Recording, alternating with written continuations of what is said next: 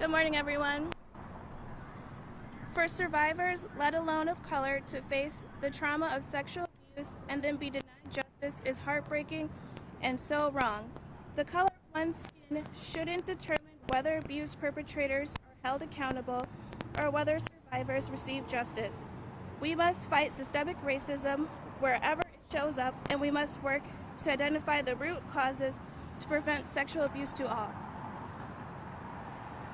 I support Nate's mission, which is championing survivors by fighting to ensure no other person has to endure abuse in the Catholic Church, religious institutions, or any other setting. I will continue standing with every survivor of sexual abuse. I applaud each of them for their courage to speak up, and I offer my love to them as they work towards healing. I hope this investigation leads to accountability and justice. Thank you. Next speaking, we have Peter Isley, Program Director of Nate's Mission. My name is Peter Isley, I-S-E-L-Y. I'm the Director of Nate's Mission and was a longtime Director of SNAP, the Survivors Network of those abused by priests. I'm standing here today, as always, because I am a survivor sexual assault and abuse by a Roman Catholic priest in this archdiocese, and have struggled and worked together with 3 generations of survivors, and our struggle continues. I want to just make 3 kind of points, brief remarks before Philip, the attorney, talks about this case and why this case is historic and why this case is so important. I think first of all, this needs to be context within the Attorney General calls statewide investigation, finally, of child sex abuse and cover-up in the churches of our state. Last week, as a lot of people know, the Archdiocese of Milwaukee has said they will not cooperate with this investigation. And I think you'll see in this case today, and what we're going to talk about, one of the reasons why they do not want to cooperate this investigation. The charge has been leveled against victims, child rape victims. They are anti-Catholic. But investigating the church and churches for child molesters and those who covered it up is an anti-Catholic campaign of some kind. There are 2 Catholic churches in this archdiocese. There's the real Catholic Church, and then there's this other Catholic Church. And I just want to say briefly sort of a historical coincidence about these cases of assault and cover-up in our own archdiocese. Not that long ago, some people still remember, it's 50 years ago, this man, Father James Grappi, who's a Roman Catholic priest. He and an African-American woman, Belle Phillips, led the civil rights movement in this city. I was listening to a new documentary about Father Grappi last night, and he was asked, "Why are you doing this?" And he said, "This is my congregation," because he was the pastor of St. Boniface Catholic Church in the inner city. "This is my congregation. Why wouldn't I be doing this?" So if you need an example of what a Catholic priest is, a priest of integrity, a priest who risked his life, a priest who, the bridge is named after him, the viaduct, 16th Street Viaduct, is named after him. It's the Unity Bridge because when he and Belle Phillips, and especially the young African-American individuals in this community, walked across that bridge for over 200 days in order to get fair housing in this community, he was met by a mob of white people who were mostly Catholic and from Catholic parishes. And he stood there in a sea of black people that protected him as he tried to protect them from the rocks and the bottles and the epithets that were being thrown at him. He risked his life. Now, it's really interesting, is it not, that this community has honored him. There's a bridge named after him. There's a high school named after Father Grappi. His memory has been completely erased, apparently, from the Roman Catholic Church in this archdiocese. The building downtown here at the cathedral, in which Rembert Weekland, who covered up these crimes, his name was removed finally from that building. And it should have been replaced by Father Grappi's name. It should be the Father Grappi Pastoral Center. When Father Grappi left the priesthood, he was at St. Philip Neri Parish. When he left, a new priest came in. There were several priests there. A new one, Father Neuberger. Father Neuberger is in the Milwaukee files. Father Neuberger is one of the most notorious pedophile priests in this community. Now, if you look at the file of Father Neuberger was dumped into that parish because it was an African American and poor parish. This is a pattern and practice that it is long overdue that the Roman Catholic Church, and that's one of the reasons why this investigation by the Attorney General is going to demonstrate what has already been proven, both statistically across the United States and in these Milwaukee files. Now, Father Neuberger, this is him today on his Facebook page. Father Neuberger didn't spend one night in prison, unlike the victim who's being represented today, who was put into prison by Brother Paul West, which is what this case is about. First of all, he was born in prison because he was born poor in Mississippi as an African American man. So that was his first prison.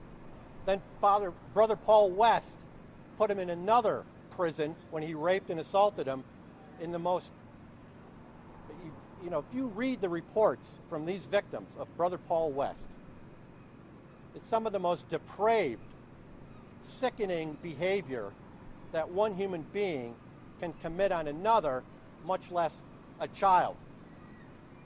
And then he was put in prison again when the Franciscan order, headquartered here in Milwaukee, who ran the school that he went to, that when he came forward about what happened to him, not only did they know Brother Paul West was a child molester, they lied to this victim. The provincial lied to this victim, told him that Brother Paul West was in ailing health, which he wasn't, lied to him about the criminal statute of limitations and that Brother Paul West couldn't be prosecuted, and made them sign for $15,000 non-disclosure agreements, that they're never going to talk about it to anybody. Not only is that in violation of the bishop's own policy that you cannot require non-disclosure agreements, that's violating their own policy. That $15,000 compared to the white victims of that diocese in this order is of a magnitude difference which is unbelievable. The white victims got compensated on average $240,000. These victims got compensated $15,000. Congressman Thompson from Mississippi wrote the DOJ last year about this discrimination, and lo and behold, Brother Paul West got arrested. He got arrested in Wisconsin because he took these children here to assault them here as well, which also is a violation of the Mann Act, which is interstate transportation of a child for purposes of sexual assault.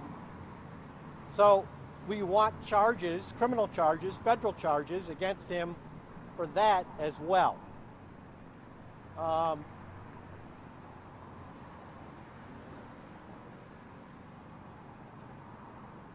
Let's be really clear about this.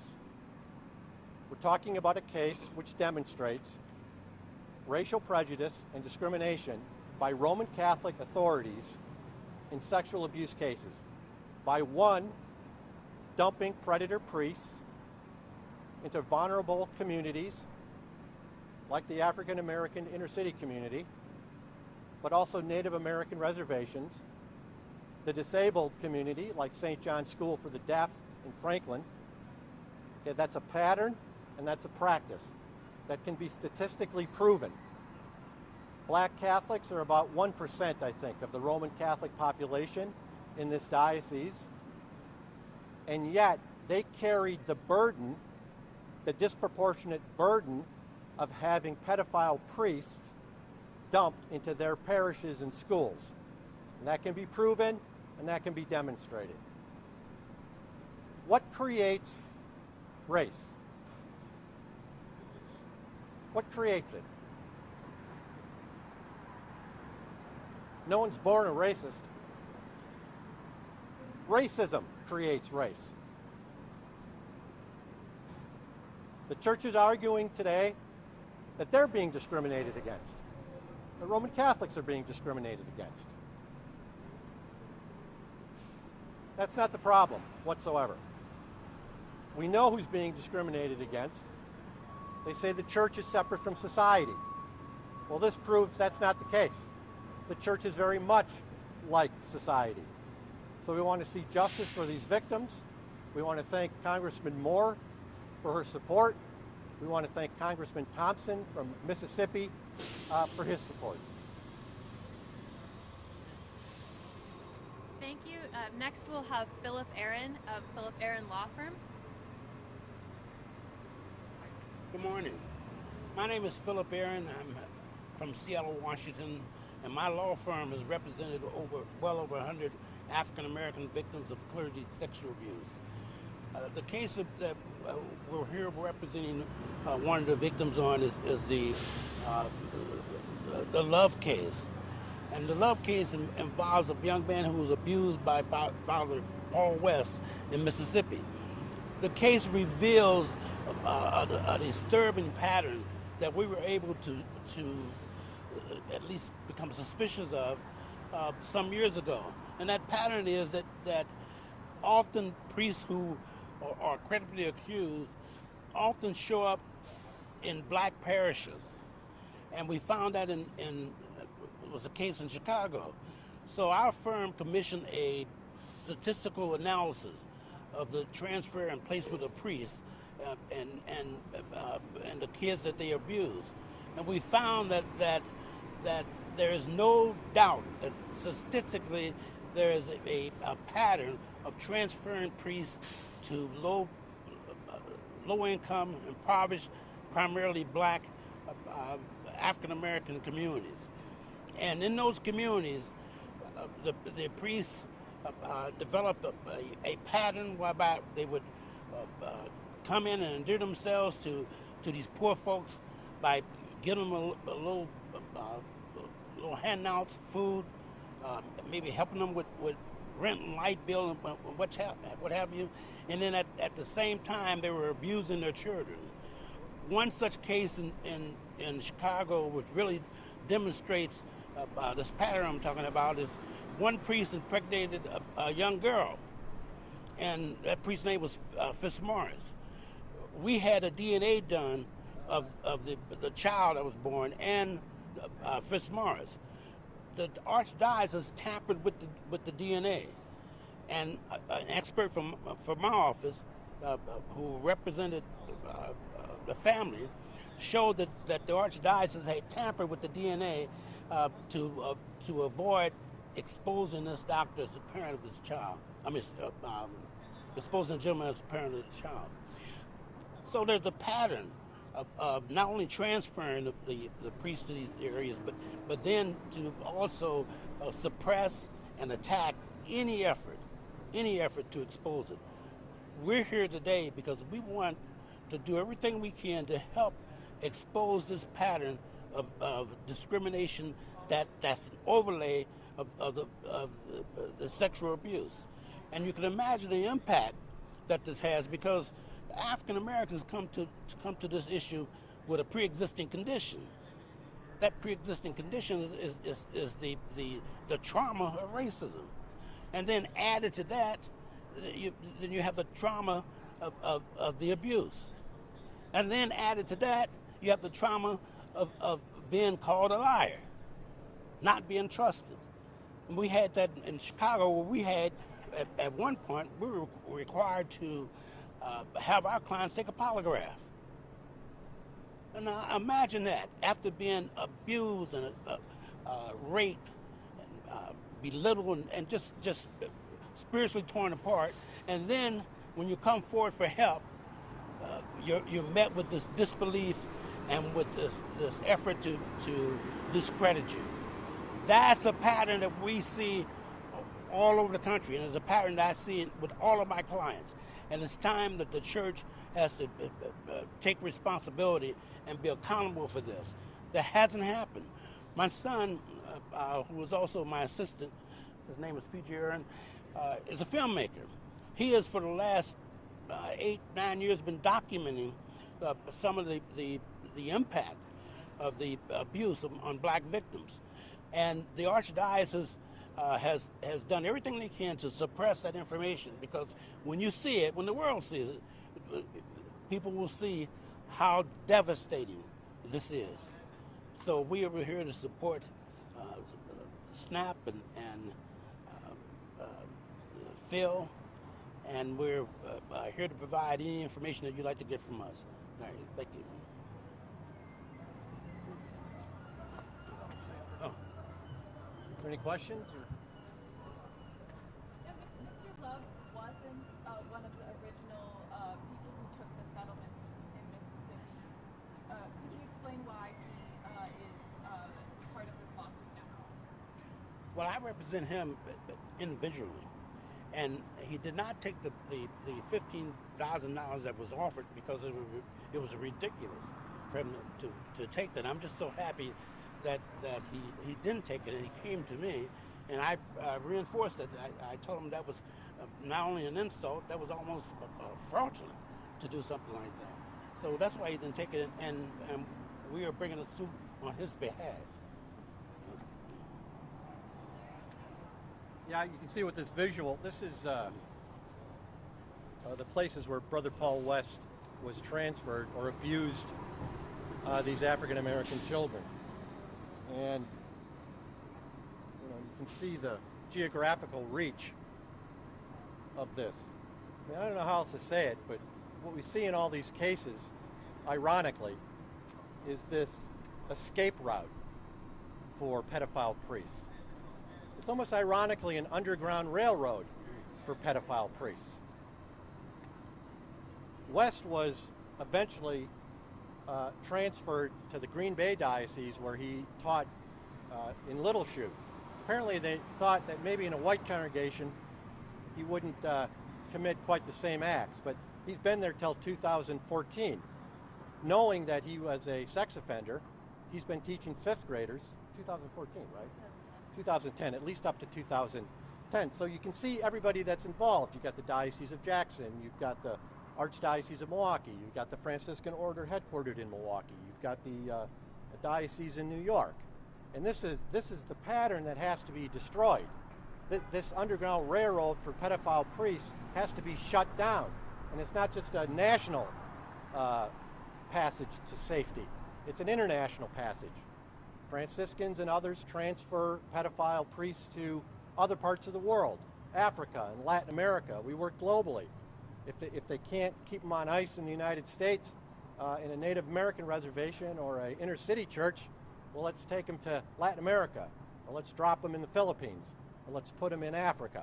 That's what has been proven and demonstrated through a mountain of data that has been now obtained and calculated over the years. And it simply has to be acknowledged, addressed, and stopped.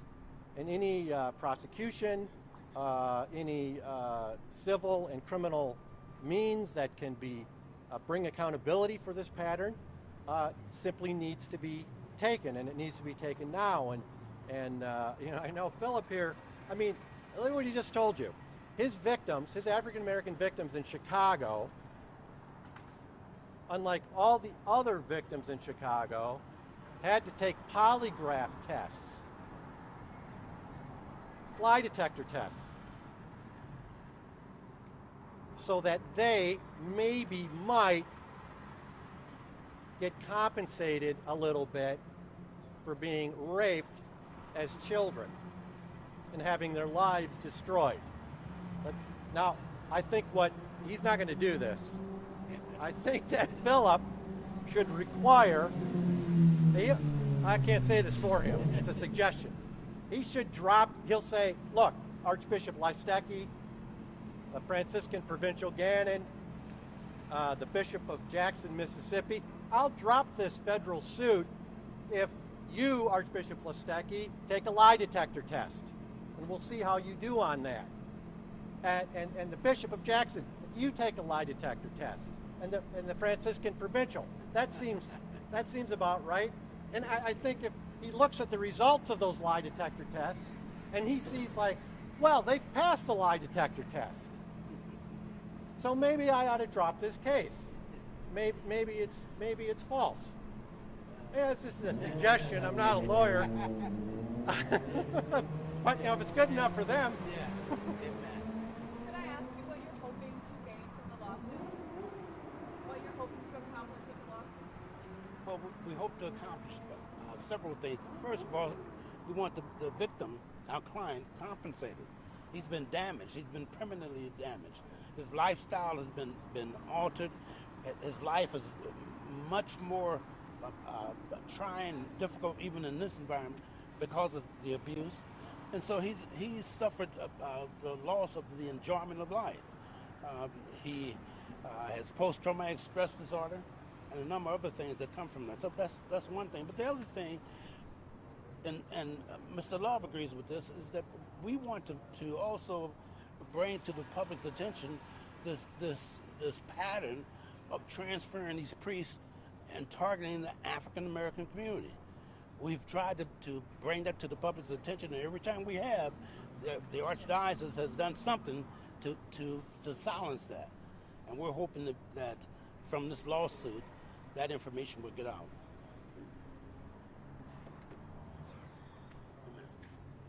Yeah, amen.